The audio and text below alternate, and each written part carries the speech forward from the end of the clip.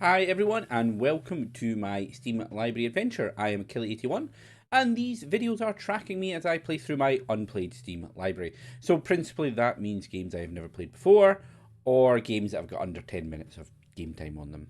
Or, games that may have more than 10 but I know I didn't really play them. It was switched on and left running without actually playing the game. Things like that.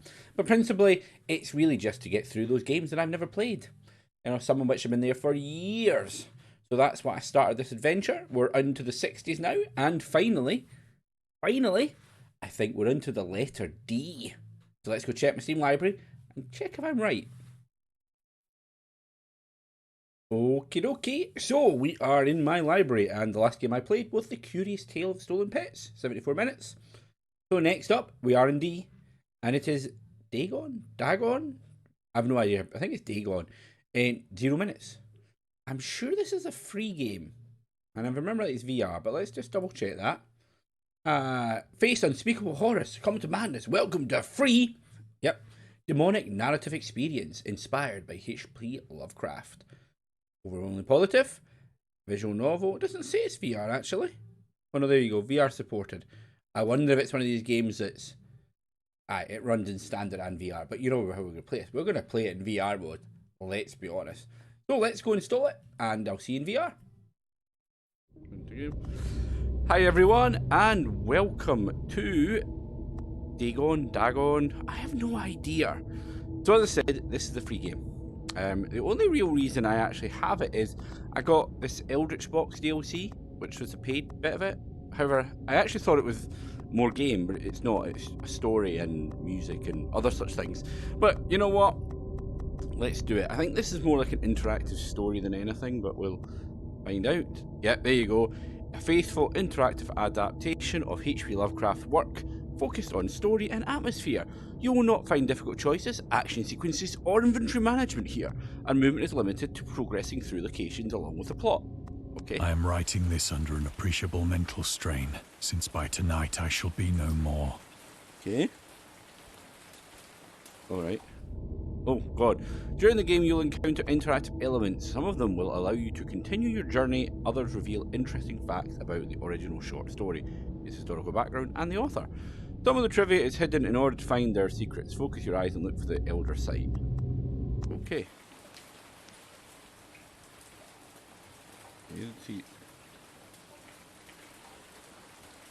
Ooh, look at all the stuff on the desk. But nothing is showing, so I'm assuming that's penniless, and at the end of my supply of the drug which alone makes life endurable, I can bear the torture no longer, and shall cast myself from this garret window into the squalid street below. Wow, that's depressing. Do not think from my slavery to morphine that I am a weakling or a degenerate. When you have read these hastily scrawled pages, you may guess, though never fully realize, why it is that I must have forgetfulness or death. Okay. What have we got here? We've got that. Is that a history bit? Morphine entered into use in the 19th century and was routinely administered to treat severe pain. Yeah, I know this. Morphine became more popular. At the time when Dagon was published, morphine abuse, known as Soda's disease, already posed a big problem in the US. Well, thank you for that bit of interesting. Show trivia upon finding them. You can rediscover trivia immediately or go back to them later. Yeah, okay. I'm not sure I'm interested in the trivia, but fine. Let's progress the story. It was in one of the most open and least frequented parts of the broad Pacific that the packet of which I was supercargo fell a victim to the German sea raider. Packet of which I was supercargo fell to the victim. Oh god. Oh man, I'm feeling seasick in this. This thing's actually... it's moving. Oh lordy, I'm gonna feel seasick. Oh god, that's not good. Okay, we need to get off this ship bit. Please get off the ship bit. Right. The Great War was then at its very beginning, and the ocean forces of the Hun had not completely sunk to their later degradation. Right. So that our vessel was made a legitimate prize, whilst German we of ship. her crew were treated with all the fairness and consideration due us as naval prisoners. Oh, right. We've been captured by the Germans. Okay, got you. Right. Okay. Up there. That's a bit of fact trivia about the German flag, maybe? The Huns. I'm not sure. Huns were Central Asian nomads who established a dominion in Europe and invaded the Roman Empire. Yep. During World War I, the British used the word Hun as a synonym for Germans in order to emphasise their brutality. Huh. However, the term originated when the German Emperor, Wilhelm II, gave a speech to his troops on the 27th of July before they went back to China. Okay. The refusal to take prisoners was a clear breach of the laws and customs of war adopted during the First Hague Convention of 1899. No Chinese will ever again... Wow. That sounds friendly, doesn't it? I just skimmed most of that, as you can tell. So liberal, indeed, was the discipline of our captors that 5 days after we were taken, I managed to escape alone. Oh, I'm escaping in a small boat with water and provisions for a good length of time. Cool. There's the water and provisions. Why are we getting... What? Okay. Anything else? Oh God, I almost fell over. Oh dearie me, that was pretty bad. When I finally found myself adrift and free, I had but little idea of my surroundings. When I found... Yep. Never a competent navigator, I could only guess vaguely by the sun and stars that I was somewhat south of the equator. Right. Yeah, these stars don't really mean anything to me. Of the longitude, I knew nothing, and no island or coastline was in sight. Sucks. Oh, okay, there's a moon over there. Is it the moon? Is that meant to be the moon? I think that's the moon. The weather kept fair, and for uncounted days I drifted aimlessly beneath the scorching sun, waiting either for some passing ship or to be cast on the shores of some habitable land. I'm really trying not to get seasick here. Why do I keep lifting my hand up? I don't need to lift the hand up. Right, okay, what have we got in the boat? Oh my God, I'm actually inside the boat. I'm about to run out of water, I think. But neither ship nor land appeared, and I began to despair in my solitude upon the heaving vastness of unbroken blue. It is kind of open. The change happened whilst I slept. Uh-oh. Its details I shall never know. For my slumber, though troubled and dream-infested, was continuous. Okay. Oh, what the fuck? What the? Oh, what the hell is this? Oh, that's... Wait, he loves his tentacles. We know that. Wait, wait a minute. When at last I awoke, it was to discover myself half sucked into a slimy expanse of hellish black mire, which extended about me in monotonous undulations as far as I could see. Chills. I don't know why. And in which my boat lay grounded some distance it's away. Over there. I can get to that boat. That's not that far away.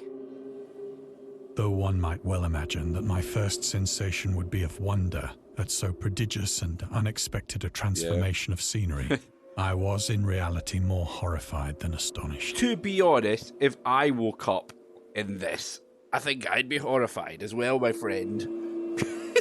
For there was in the air and in the rotting soil a sinister quality which chilled me to the very core. Mm-hmm. The region was putrid with the carcasses of decaying fish and of other less describable things which I saw protruding from the nasty mud of the unending plain. I feel I'm higher than I was before now. I definitely do. Perhaps I should not hope to convey in mere words the unutterable hideousness that can dwell in absolute silence and barren immensity.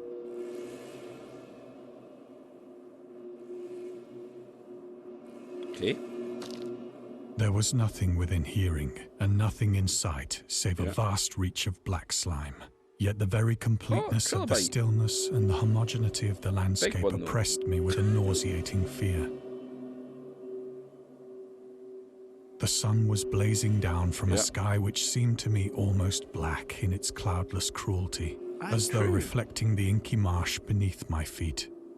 I quite like there's a little bit of nebula up there. Sorry, I've been... Oh!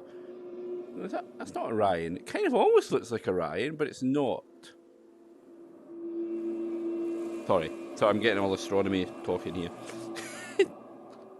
oh, that's a... Is it a trilobite?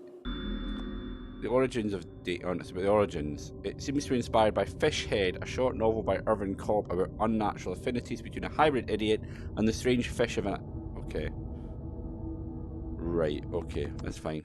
That's interesting. Where's the boat? It's over there.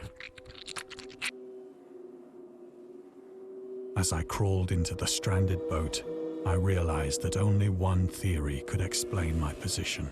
You're dreaming? Through some unprecedented volcanic upheaval, a portion of the ocean floor must have been thrown to the surface, exposing regions for which innumerable millions of years had lain hidden under unfathomable watery depths. That's an interesting way of describing it. I suppose it could make a little bit of sense, maybe? So great was the extent of the new land which had risen beneath me that I could not detect the faintest noise of the surging ocean, straining my ears as I might. Nor were there any seafowl to prey upon the dead things. Why? There's no seabirds, eh? That fish does not look happy, by the way. For several hours I sat thinking or brooding in the boat, which lay upon its side and afforded a slight shade as the sun moved across the heavens. Yep, shade. As the day progressed, the ground lost some of its stickiness and seemed likely to dry sufficiently for travelling purposes in a short time. Actually, yeah, it looks more like mud now, doesn't it? Now the sun's up properly. It doesn't actually feel as bad as it was. That night I slept but little. We're waiting and the night next again, day I made for myself a pack containing food and water, preparatory to an overland journey in search of the vanished sea and possible rescue. Okay. Let's go. On the third morning, I found the soil dry enough to walk upon with ease. Cool. The odor of the fish was maddening, but I was too much concerned with graver things to mind so slight an evil, and set out boldly for an unknown goal. Oh my god, we really are it's like a desert. A wet, slimy desert with like a random fish and a bit of wood on the floor there. Is that wood? What is that? Is it like a... Oh, anyway, let's continue onwards. Oh, squelchy footsteps. Lovely. All day I forged steadily westward, guided by a faraway hummock which rose higher than any other elevation on the rolling desert. Monsters. Bugs. That's what they look like. Anyway. Yeah, hummock. That's the hummock we're heading for. Guy, I'm not sure that's a hell. That's probably a creature. Gotta be honest with you. Kind of get the feeling that's going to be a creature. Yucky. Oh, look, a whale. Hi, whale. Right, once I move on, there's nothing behind me. It's just ahead of me, there's stuff. Oh, man. Okay. I mean, I'm going to be honest, it's an interactive story. That night, but it looks I quite encamped, cool. And on the following day still travelled toward the hummock, though that object seemed scarcely nearer than when I had first espied it. No, that is clearly nearer, my friend, than when we started. I'm going to be honest, that is nearer. Definitely. There's like proper rock there, by the way. Here we go. What is the hummock? Come on, is it a big turtle? By the fourth evening, I attained the base of the mound, which turned out to be much higher than it had appeared from a distance. Wow, you'll get a good view, though, from up there. An intervening valley setting it out in sharper relief from the general surface. Too weary to ascend, I slept in the shadow of the hill. I'm not sure it's a good idea. I know not why my dreams were so wild that night, But ere the waning and fantastically gibbous moon had risen far above the eastern plain, No, there's no moon at the moment. Oh, I there was it is. awake in a cold perspiration, determined to sleep no more. The big mound is right behind me. Look, there's my provisions. There's the moon. Music's slightly different as well. Such visions as I had experienced were too much for me to endure again. Yep. And in the glow of the moon, I saw how unwise I had been to travel by day. Why?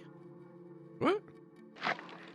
Without the glare of the parching sun, my journey would have cost me less energy. Okay. Whatever. Indeed, I now felt quite able to perform the ascent which had deterred me at sunset. I don't want to go up this hill. Picking up my All pack, right. I started for the crest of the eminence. Let's go. Picking it up. I have said that the unbroken monotony of the rolling plain was a source of vague horror to me. You did.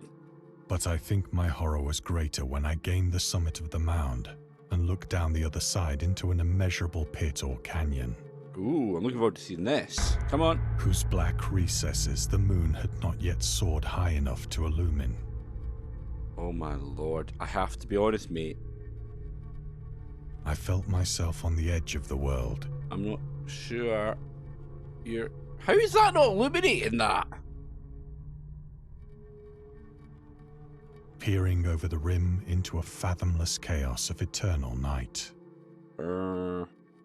Through my terror ran curious reminiscences of Paradise Lost, Okay. and of Satan's hideous climb through the unfashioned realms of darkness.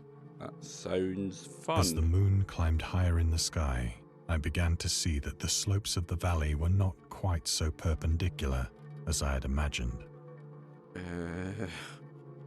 Okay. Let's have a look. Ledges and outcroppings of rock afforded fairly easy footholds for a descent. Mate, don't go down there. Don't go Whilst down after there. a drop of only a few hundred feet, the declivity became very gradual. I don't really want to go down here. I don't want to.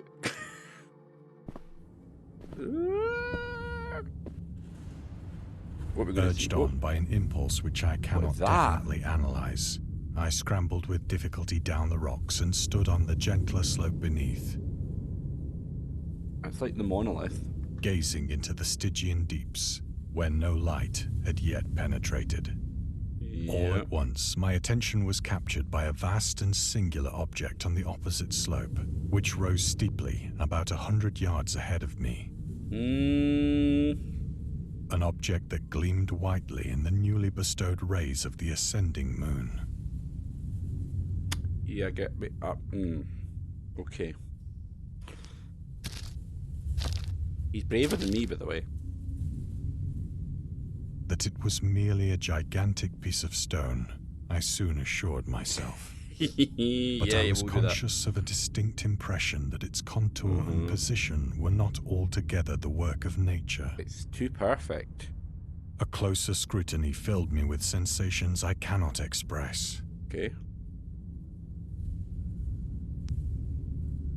For despite its enormous magnitude, and its position in an abyss which had yawned at the bottom of the sea since the world was young, I perceived beyond a doubt that the strange object was a well-shaped monolith, whose massive bulk had known the workmanship and perhaps the worship of living and thinking creatures. Exactly, my friend. Dazed and frightened, yet not without a certain thrill of the scientist's or archaeologist's delight, I examined my surroundings more closely.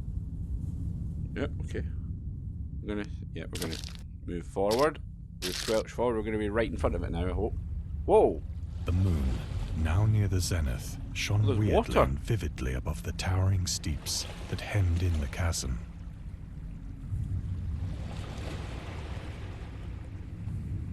Yep. And revealed the fact that a far-flung body of water flowed at the bottom, winding out of sight in both directions, and almost lapping my feet as I stood on the slope.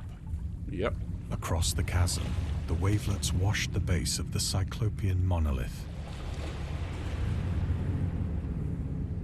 on whose surface I could now trace both inscriptions and crude sculptures. Yeah. Okay, let's move forward and look at this. The writing was in a system of flying! hieroglyphics unknown to me, and unlike anything I'd ever seen in books. Yep. Consisting for the most part of conventionalized aquatic symbols Yep. such as fishes, eels, octopi, crustaceans, mollusks, Swimming whales, like and the people like. down there. You see them? Yeah. Several characters obviously represented marine things which are unknown to the modern world, They are unknown. but whose decomposing forms I had observed on the ocean-risen plain. Yep. It was the pictorial carving, however, that did most to hold me spellbound. What, the face? Oh, that's got a question mark. What's that all about? Storytelling methods. Dagon contains many themes and storytelling methods that Lovecraft developed in his later works. Telling the story through carvings, journals and character notes, island emerging from the ocean, yeah. Fictional beings and deities based on real events and mythologies. It's also considered the origin of the popular, yeah. I never know how to pronounce that. I always thought Cthulhu. I have no idea if that's how you pronounce it. Someone can tell me if I'm right or wrong there. Someone look, similar. Yeah, let's not spoil the ending, my friend. Plainly visible across the intervening water on account of their enormous size were an array of bas-reliefs whose subjects would have excited the envy of a doré. What's a doré? I think that these things were supposed to depict men. Men. At least a certain sort Yeah, of men, mermaids. though the creatures were shown disporting like fishes in the waters of some marine grotto, or paying homage at some monolithic shrine which appeared to be under the waves as well. Yeah, this is like the monolithic shrine. Of their faces and forms I dare not speak in detail, That, Lovecraft, that is just weak, man. for the mere remembrance makes me grow faint.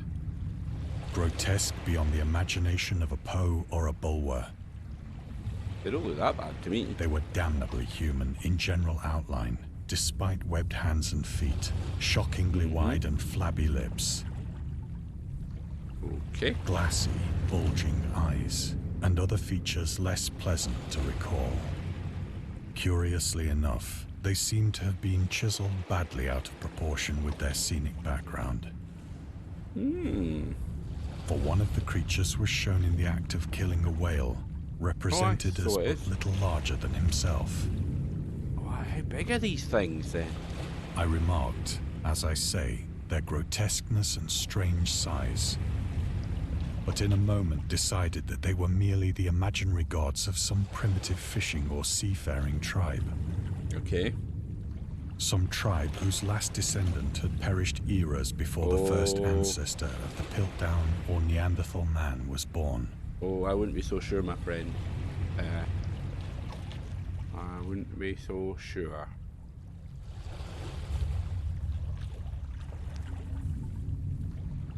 Awestruck at this unexpected glimpse into a past beyond the conception of the most daring anthropologist, Yep. I stood musing whilst the moon cast queer reflections on the silent channel before me. Right. Then, suddenly, I saw it. So what? So what? So what? With only a slight churning to mark its rise to the surface, the thing slid into view above the dark waters. Polyphemus-like and loathsome, Sorry. it darted like a stupendous monster of nightmares to the monolith. Holy fuck, it's massive. Do I want to click the button? I'm not sure I want to click the button. About which it flung its gigantic scaly arms, while it bowed its hideous head and gave vent to certain measured sounds. Right.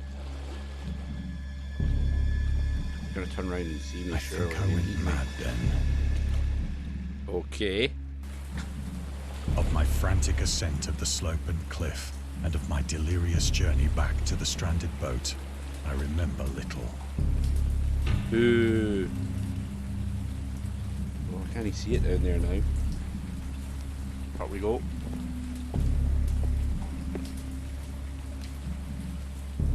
I believe I sang a great God. deal, and laughed oddly when I was unable to sing. I think I'm distracting myself. keep going. We're heading back the way we came. I remember that whale. Oh, we're back at the boat. I have indistinct recollections of a great storm sometime after I reached the boat. Oh, it's wet. At any rate, I know that I heard pearls of thunder and other tones which nature utters only in her wildest moods. Ah, yeah, nothing's moving away. They're all completely dead. Oh no, we're just moving on. I don't have to click something. Okay. When I came out of the shadows, I was in a San Francisco hospital. Alright. Brought thither by the captain of the American ship which had picked up my boat in mid-ocean. Oh, I was just dreaming. In my delirium, I had said much, but found that my words had been given scant attention. Of any land upheaval in the Pacific, my rescuers knew nothing. Yeah.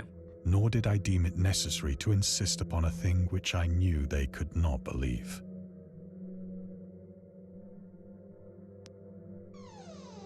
Ooh, we've got a creaky door. Okay.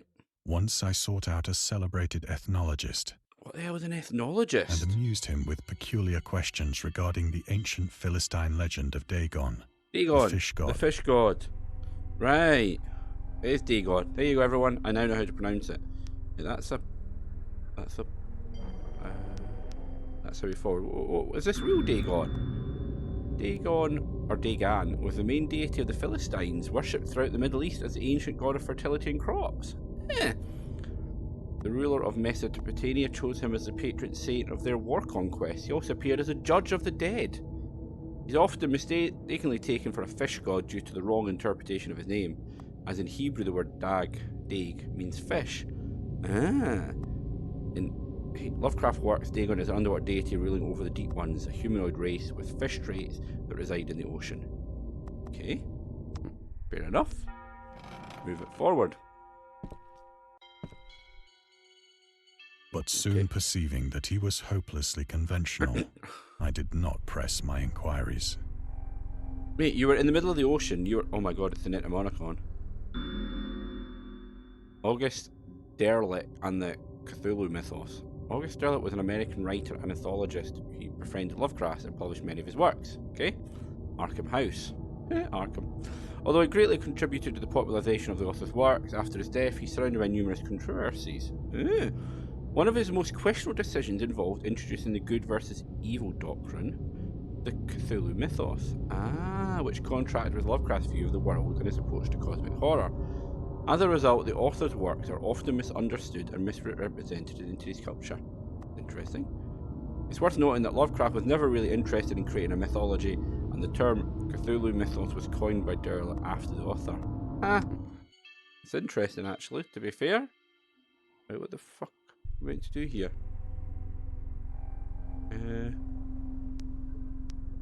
Oh, alright, okay, we're going to move over. I think we might be finished, by the way. I have that feeling.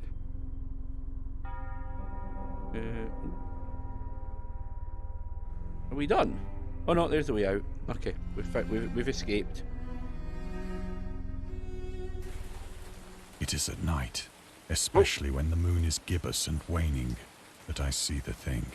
Oh, that's why we're now here taking morphine to forget. I tried morphine. Understand. But the drug has given only transient surcease, and has drawn me into its clutches as a hopeless slave.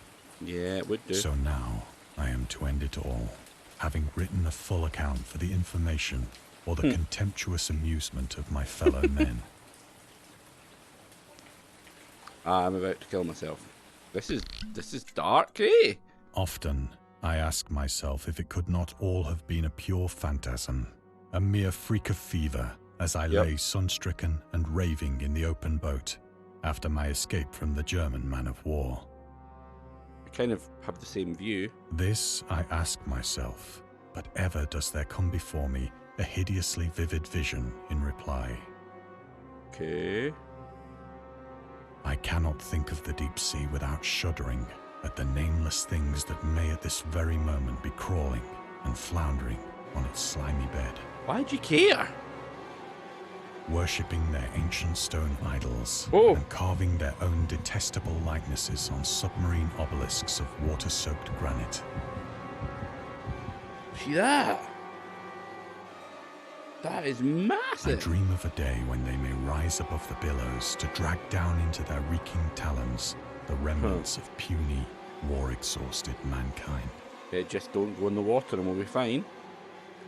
Of a day when the land shall Oh, sink look at this. and the dark ocean shall ascend amidst universal pandemonium.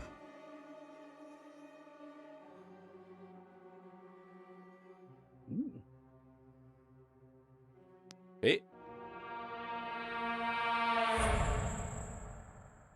Right. Oh, we're The back end is again. near.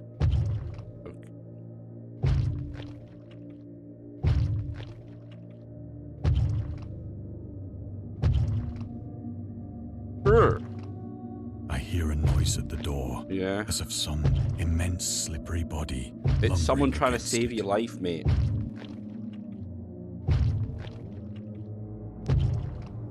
Surely. It shall not find me.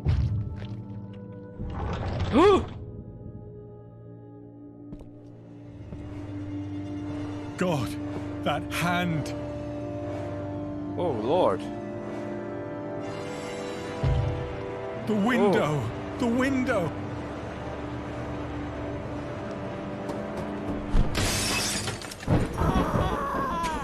Yeah, there we go. Oh, dear. Right, thank you for playing. We hope you enjoyed immersing yourself in our little pool of cosmic horror. We would appreciate it if you would take a moment to rate Dagon and check out the other games and DLC. Okay. Oh, right, we're done. Yeah, it's just finished. So, yeah, everyone. Let's talk about the game once I've taken all this headset off.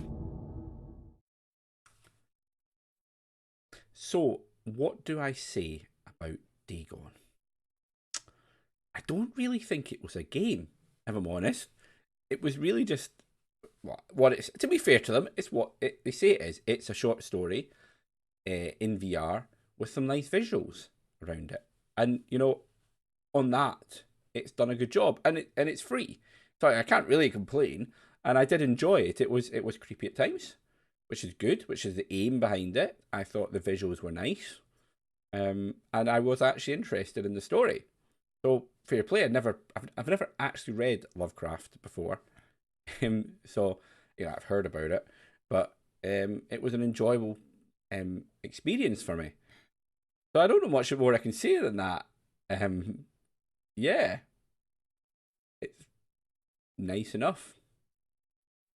I suppose that'll do it. So, just a reminder, everybody, if you'd like to see more videos like this, please hit the subscribe button, or if you want to watch live, follow me on Twitch. Until next time, goodbye.